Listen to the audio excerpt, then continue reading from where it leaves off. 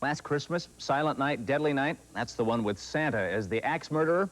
Well, it's coming back. Dick Shoemaker has that story in our news studio. Silent Night, Deadly Night. The movie that shocked America, outraged Hollywood, and frightened the government. The new advertising campaign plays up the earlier controversy about the film, when angry parents picketed theaters where it played, and the critics took offense. And Silent Night, Deadly Night now has the distinction of joining I Spit on Your Grave as one of the two most contemptible films I've seen. And I don't mean to think it's campy. It really is quite awful.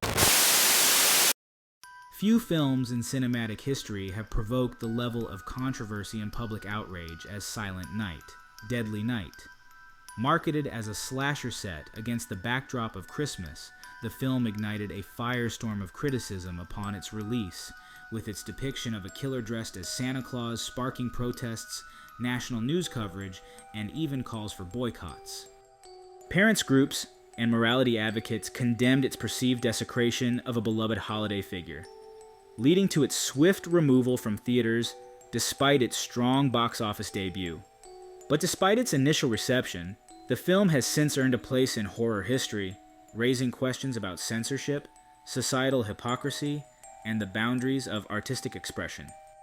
The controversy began with the film's premise. A young man, scarred by his parents' murder from a man wearing a Santa Claus outfit, dons a Santa suit himself and embarks on a murderous rampage. While the idea itself was provocative, it was the marketing campaign that truly ignited public fury. Television commercials aired during family-friendly programming, showing children screaming in terror as Santa wielded an axe. The backlash was immediate and intense. Protests erupted outside theaters, with demonstrators carrying signs like, "Deck the halls with holly knot bodies and Santa doesn't slay." News outlets amplified the outrage, with commentators questioning the moral compass of filmmakers who would turn a beloved symbol of joy into a figure of horror. Under this pressure, many theater chains pulled the film from screens within weeks of its release.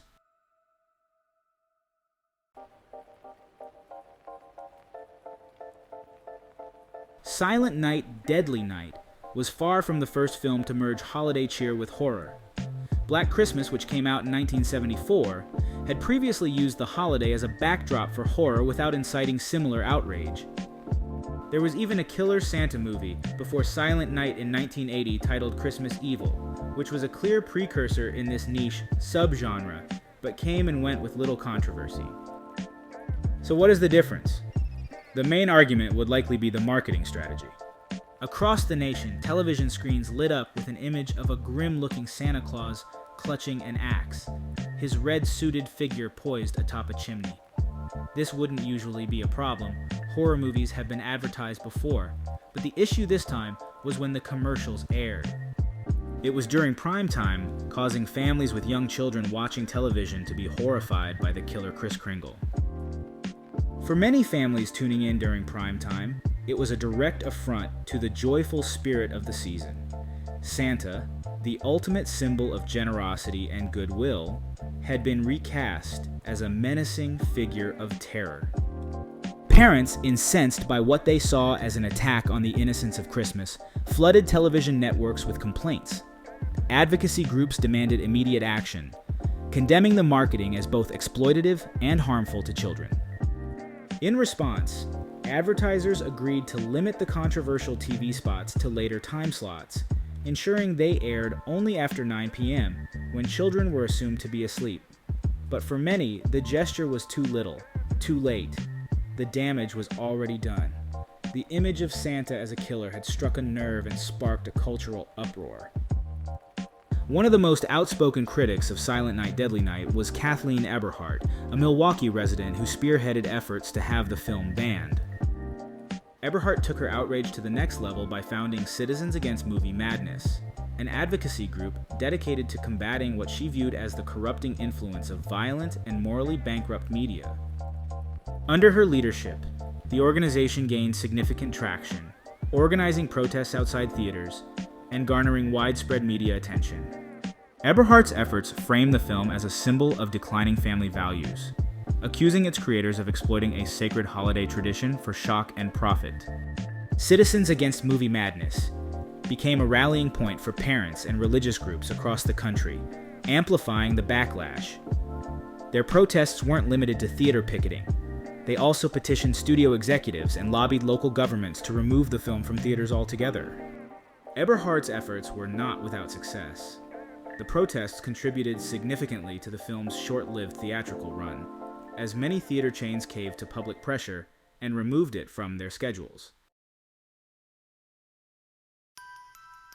The film's creators, director Charles E. Sellier Jr. and writer Michael Hickey, maintained that their goal was not to desecrate Christmas, but to craft a horror story with emotional depth. Their intentions were overshadowed by the public's visceral reaction to the image of Santa as a killer. What the backlash often ignored was the film's underlying narrative. Far from being a mindless gore fest, Silent Night, Deadly Night explores themes of trauma, repression, and societal hypocrisy. The main character and killer, Billy, is a victim of severe psychological damage stemming from witnessing his parents murdered by a man in a Santa suit and enduring abuse at an oppressive orphanage.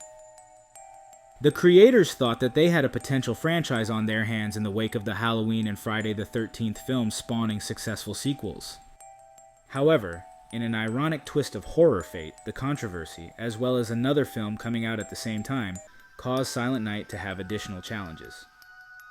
Silent Night, Deadly Night, amidst all the protests, shared its release weekend with Wes Craven's A Nightmare on Elm Street.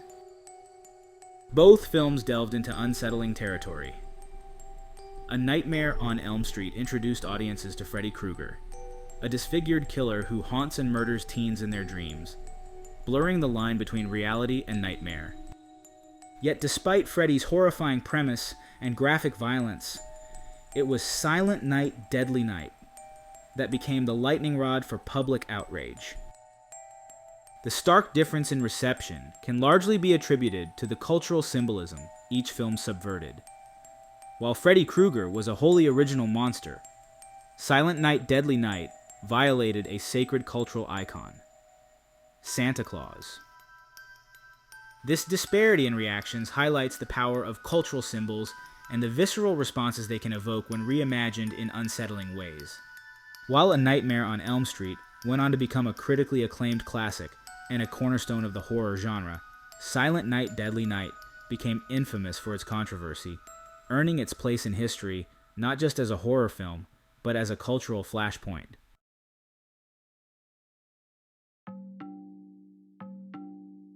In the decades since its release, Silent Night, Deadly Night has undergone a critical reevaluation. Horror fans and scholars alike have recognized its unique contributions to the genre, from its psychological depth to its subversive critique of societal norms. It has spawned sequels, each more outlandish than the last, and remains a staple of holiday-themed horror marathons. The irony lies in how the film's marketing and timing, intended to make it stand out during its initial release, ultimately buried it beneath the shadow of public outrage and the towering legacy of its competition. In the end, Silent Night, Deadly Night became more than just a holiday-themed slasher. It was a flashpoint in America's ongoing cultural debates over media responsibility, artistic expression, and the sanctity of cherished symbols. While its initial release was marred by protests and outrage, the film has since found new life as a cult classic, embraced by horror fans who appreciate its audacity and willingness to push boundaries. Its story serves as a stark reminder of the power of imagery and the visceral reactions it can provoke when cultural norms are subverted. Ultimately, Silent Night, Deadly Night is not just a Christmas horror film. It's a symbol of the uneasy relationship between holiday cheer and darker human impulses. By daring to cast Santa Claus as both victim and villain, the movie challenged audiences to reconsider the mythology surrounding the season.